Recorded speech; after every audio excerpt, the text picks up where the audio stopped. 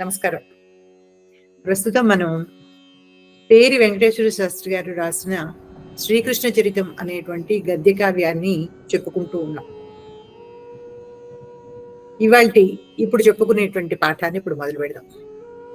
అథ పరమశోభనే కాలే ప్రసన్నాసు దిక్షు మంగళభూయిష్ఠాయాంచ వసుంధరాయాం బ్రహ్మదేవతాకే రోహిణీ నక్షత్రే నభోమాసి కృష్ణాష్టమ్యాం దేవరూపిణ్యాం దేవక్యాం ఇందురివ ప్రాచ్యాం దిశి శ్రీ మహావిష్ణు స్వస్వరూపేణ అవతతార.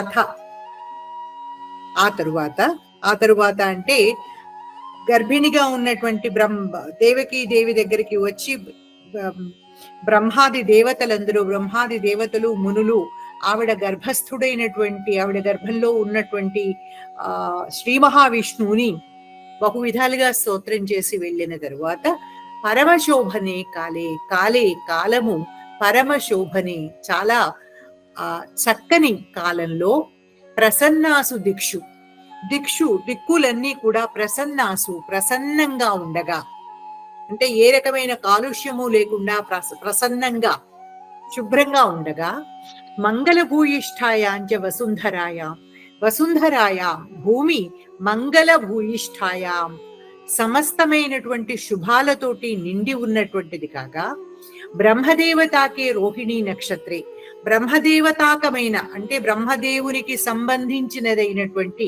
రోహిణీ నక్షత్రంలో నభోమాసి శ్రావణ మాసంలో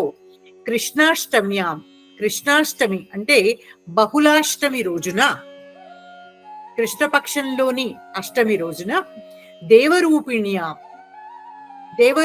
అయినటువంటి దేవకీదేవి యందు ఇందురివ ప్రాచ్యాం దిశి ప్రాచీ దిక్కు అంటే తూర్పు దిక్కునందు ఇందుహు ఇవ చంద్రుడు ఉదయించినట్లుగా శ్రీ మహావిష్ణువు స్వస్వరూపేణ అవతతారా, తన యొక్క స్వరూపంతోనే అవతరించాడు. అంటే చంటి పిల్లవాడిగా పుట్టలేదు. తన చేతిలో శంఖము చక్రము గద ఖడ్గము మొదలైనటువంటి ఆయుధాల్ని ధరించి చతుర్భుజుడుగా నీలమేఘశ్యాముడుగా చతుర్భుజుడుగా అవతరించాడు. తదా దేవదుందుభయ నేదుహు ఆ సమయంలో దేవదుందుభులు దేవలోకానికి సంబంధించినటువంటి దుందుభులు నేదుహు మోగినై. పుష్పవృష్టిశ్చ అపతత్ పుష్పవర్షం కురిసింది. చతుర్భుజం పీతాంబరం శంఖచక్ర గదాసిధారిణం సకిరీటకుండలం శ్రీవత్సలాంఛనం బాలకం వసుదేవః సమీక్ష్య విస్మయోత్ఫుల్ల నయనః సాక్షాత్ భగవానవతీర్ణః ఇది విజ్ఞాయ సమాప్లుతః మనసా గవామయుతం ద్విజేభ్యః ప్రాదాత్. చతుర్భుజుడు 4 భుజాలు కలిగిన వాడు, పీతాంబరం పచ్చని పట్టుబట్ట కట్టుకుని ఉన్నవాడు, శంఖచక్ర గదా అసిధారిణం శంఖము చక్రము గద అసి అంటే ఖడ్గము, ఈ 4 ఆయుధాల్ని పై చేతుల్లో శంఖచక్రాలని కిందికి ఉన్నటువంటి చేతుల్లో గదా ఖడ్గాలని ధరించి ఉన్నవాడు. స కిరీట కుండలం కిరీటము కుండలాలతోటి కూడి ఉన్నవాడు. శ్రీవత్సలాంఛనం శ్రీవత్సము అనేటువంటి లాంఛనము మత్స వక్షస్థలం మీద కలిగిన వాడు అయినటువంటి బాలకం పసివాణ్ణి. అంటే ఈయన పుట్టింది బాలకుడుగానే పుట్టాడు, కానీ పుట్టిన బాలకుడు ఎలా ఉన్నాడు అంటే శ్రీ మహావిష్ణువు యొక్క చిన్న రూపంగా ఉన్నాడు. అట్లా ఉన్నటువంటి ఆ బాలకుణ్ణి వసుదేవుడు సమీక్ష్య అంటే చూసి, అంటే మొత్తం చాలాసేపు ఆయన్ని పరికించి చూసి, విస్మయోత్ఫుల్ల నయనః విస్మయ అంటే ఆశ్చర్యంతో, ఉత్ఫుల్ల వికసించినటువంటి నయనః కళ్ళు కలవాడై, సాక్షాత్ భగవానవతీర్ణః ఇది విజ్ఞాయ సాక్షాత్తుగా భగవంతుడే అవతీర్ణః ఇక్కడ పుట్టాడు ఇది అని విజ్ఞాయ తెలుసుకుని, సమాప్లుతః అంటే ఆనందంతో నిండిపోయినటువంటి వాడై మనస్సులోనే గవాం అయుతం, గవాం గోవుల యొక్క అయుతం అంటే 10,000 సంఖ్యని అయుతం అంటారు. అంటే 10,000 గోవుల్ని ద్విజేభ్య ప్రాదాత్, బ్రాహ్మణులకి ఇచ్చాడు. అంటే బ్రాహ్మణులకి ఈ రోజున నేను 10,000 గోవులు దానం చేస్తున్నాను అని సంకల్పించుకున్నాడు మనసులో. ఆయన ఎప్పుడు దీంట్లోంచి బయటపడితే అప్పుడు ఆ సంకల్పాన్ని పూర్తి చేస్తాడన్నమాట. అథ స్వరోచిష సకలమపి సూతికాగృహం విరోచయంతం పరమపురుషం సముపసృత్య వసుదేవో నతాంగః కృతాంజలిః బహుధా ప్రణుత్య విదిత భగవత్తత్వోపి మాయామోహితః విస్మృత్య పుత్రవాత్సల్యేన హే సురేశ్వర భవాన్ మద్గృహే ఖలసంహరణాయ అవతరిష్యతీతి అశరీరిణీం వాచం శ్రుత్వా ఖలేశ్వరః స కంసః భవదగ్రజాన్ అహన్. అద్యతు స్వభృత్యైర్నివేదితం భవజ్జన్మ నిశమ్య ధృతాసిః హననోద్యతః సమాగమిష్యతి ఇది కంసజం భయం నివేదయామాస.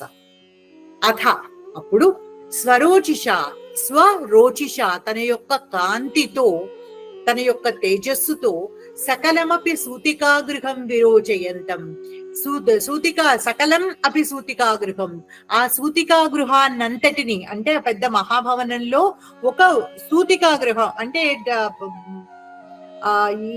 ఈవిడ యొక్క ప్రసూతి కోసమై అన్ని రకాల ఏర్పాట్లతో ఉన్నటువంటి ఒక పెద్ద గది, ఆ గదినంతటి నేను విరోచయంతం అంటే ప్రకాశింపచేస్తూ ఉన్నటువంటి, తన కాంతితో ఆ గదినంతటినీ ప్రకాశింపచేస్తూ ఉన్నటువంటి పరమపురుషం సముపసృత్య, ఆ పరమ పురుషుణ్ణి సముపసృత్య సమీపించి వసుదేవుడు నతాంగః కృతాంజలిః బహుధా ప్రణుత్య, నతాంగః వంగిన శరీరం కలవాడై, కృతాంజలిః అంజలి ఘటించి, అంటే అంజలి అంటే రెండు చేతులు జోడించినటువంటి నమస్కారం, దాన్ని ఆ అంజలి ఘటించి బహుధా ప్రణుత్య ఆయన్ని ఎన్నో విధాలుగా స్తోత్రం చేసి, విదిత భగవత్తత్వోపి మాయామోహితః అంటే భగవంతుడి యొక్క తత్వాన్ని విదిత ఎరిగి ఉన్నవాడైనప్పటికీ కూడా మాయామోహితః మాయ చేత మోహింపజేయబడిన వాడై,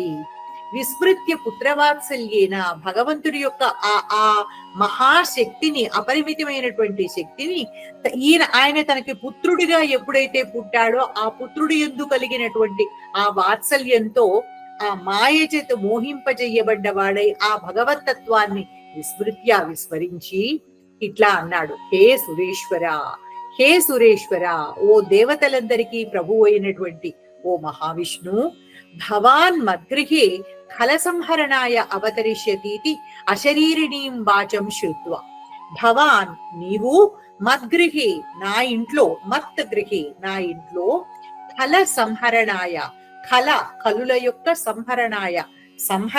సంహారం కోసమై అవతరించబోతున్నావు అనే ఇది అనేటువంటి అశరీరిణీం వాచం, అశరీర వాక్కుని శ్రుత్వా విని, ఖలేశ్వర కంసః ఆ కలులందరికీ, అంటే ఏ కలులనైతే నువ్వు సంహరించాలి అని అవతరించబోతున్నావో ఆ కలులందరికీ ఈశ్వర ప్రభువైనటువంటి, అంటే వాళ్ళందరిలోకి అత్యంత గొప్పవాడైనటువంటి, అంటే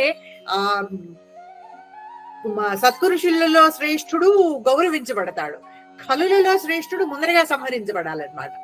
కలేశ్వరుడైనటువంటి సహా కంసః ఆ కంసుడు భవత్ అగ్రజాన్ అహన్, భవత్ అగ్రజాన్ అంటే నీకంటే ముందర పుట్టినటువంటి నీ అన్నలందరినీ అహన్ చంపేశాడు. అద్యతు స్వభృత్యైః నివేదితం భవజ్జన్మ నిశమ్య ధృతాసిః హననోద్యతః సమాగమిష్యతి. అద్యతు ఈ పూట అయితే మాత్రం స్వభృత్యైః ఇప్పుడు స్వభృత్యైః తన యొక్క వృత్తుల చేత నివేదించబడినటువంటి భవత్ జన్మ నిశమ్య నీ యొక్క జన్మని, నీ పుట్టుకని విని, అంటే నువ్వు పుట్టావు అన్నటువంటి వార్తని తన యొక్క వృత్తుల ద్వారా విని, ధృతాసిః ఖడ్గాన్ని ధరించిన వాడే, ధృత అసి ఏన సహా ధృతాసిః అస శబ్దం పుంలింగం అనుకుంటా. ధృత అసిహి ఏన సహా ధృతాసిహి అంటే ధరింపబడిన ఖడ్గం కలవాడై హననోద్యత నిన్ను చంపడానికి ఉద్యుక్తుడై సమాగమిష్యతి వచ్చేస్తాడు. ఇది కంసజం భయం నివేదయామాస అంటూ ఈ మాటలతో కంసజం కంసుడి వలన తనకు కలిగినటువంటి భయాన్ని నివేదయామాస నివేదించాడు.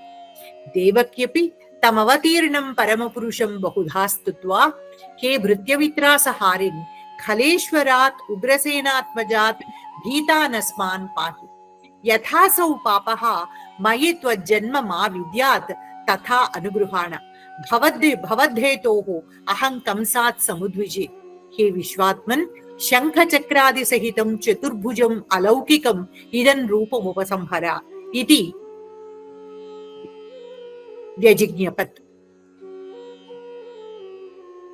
దేవక్యపి దేవకి కూడా తం అవతీర్ణం బహుధా స్తుత్వా అవతరించిన భూలోకానికి దిగి వచ్చినటువంటి తం పరమ పురుషం ఆ పరమ పురుషుణ్ణి బహుధా స్తుత్వా ఎన్నో విధాలుగా స్తోత్రం చేసి ఇలా అన్నది. హే భృత్య విత్రాసహారన్ హే అంటే మామూలుగా తెలుగులో మనం ఓ అని చెప్పుకుంటాం కదా, అదే భృత్య విత్రాసహారిన్ భృత్యుల యొక్క విత్రాస విశేషమైనటువంటి త్రాసాన్ని భయాన్ని హరించేవాడా, భృత్యులకి కలిగినటువంటి అతి తీవ్రమైనటువంటి భయాన్ని కూడా పోగొట్టేటువంటి వాడా. ఖలేశ్వర ఈవిడు కూడా అదే మాట అంటోంది. కలులకు ఈశ్వరుడు అంటే చెడ్డవాళ్ళందరిలోకి మొదటివాడు అయినటువంటి ఉగ్రసేనాత్మజ, పైగా ఇంకా ఇతనెవరు, ఉగ్రసేనుడి యొక్క ఆత్మజుడు. ఉగ్రసేనుడు మహాసత్పురుషుడు. ఆ సత్పురుషుడైనటువంటి ఉగ్రసేనుడికి ఈ ఖలేశ్వరుడైనటువంటి కంసుడు పుట్టాడనమాట. ఈ ఉగ్రసేనాత్మజుడు నుంచి భీతాన్ అస్మాన్ బెదిరిపోతూ ఉన్నటువంటి భయపడుతూ ఉన్నటువంటి అస్మాన్ మమ్మల్ని పాహి రక్షించు. యథా అసౌ పాపః మయి త్వజ్జన్మ మా విద్యాత్ తథా అనుగృహాణ. అసౌ పాపః ఆ పాపాత్ముడు మయి నా యందు త్వత్ జన్మ నీ యొక్క పుట్టుకని అంటే నాకు నువ్వు పుట్టావు అన్నటువంటి సంగతిని యథా మా విద్యాత్ ఎట్లా జరిగితే మా విద్యాత్ తెలుసుకోకుండా ఉంటాడు, తెలియలేని వాడుగా ఉంటాడు, తథా అనుగృహాణ ఆ విధంగా అనుగ్రహించు. భవద్ధేతోహో అహం కంసాత్ సముద్విజి. భవద్ధేతోహో అంటే నీ కారణంగా అంటే ఏమిటి, నీకు ఏదైనా జరుగుతుందేమో అనేటువంటి భయంతో, నీకేదైనా అపకారం జరుగుతుందేమో అన్న భయంతో నేను కంసాత్ సముద్విజే కంసుడి నుండి చాలా భయపడుతున్నాను, కంసుడి నుండి చాలా ఉద్వేగాన్ని పొందుతున్నాను, భయాన్ని పొందుతున్నాను. హే విశ్వాత్మన్ శంఖచక్రాది సహితం చతుర్భుజం అలౌకికమిదం రూపం ఉపసంహర. హే విశ్వాత్మన్ ఓ విశ్వమే నీవుగా అయినవాడా అంటే ఈ విశ్వం అంతా కూడా భగవంతుడి యొక్క ఆ మహాశక్తి యొక్క ఆవిష్కారమే, మహాశక్తి యొక్క రూపమే. ఈ విశ్వమే నీవైనవాడా, విశ్వమే నీవుగా కలిగినటువంటి వాడా. శంఖచక్రాది సహితం శంఖచక్రాలతో కూడి ఉన్నది, చతుర్భుజం 4 భుజాలు కలిగినటువంటిది, అలౌకికం అంటే సామాన్యంగా లోకంలో ఎక్కడా కనిపించనిది, అలౌకికం అలోక సామాన్యమైనటువంటిది అయినటువంటి ఇదం రూపం ఈ రూపాన్ని ఉపసంహర నీవు ఉపసంహరించు.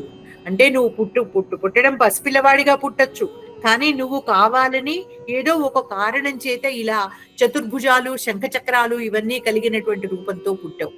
కానీ ఈ అలౌకికమైనటువంటి రూపాన్ని ఉపసంహరించి నువ్వు మామూలుగా పసిపిల్లవాడిగా కనిపిస్తే ఆ కంసుడు నువ్వు మహావిష్ణువి కావు అనుకుని నిన్ను చంపకుండా ఉండేటువంటి అవకాశం ఉంటుంది. కాబట్టి ఈ రూపాన్ని ఉపసంహరించు అని విజ్ఞాపన చేసింది.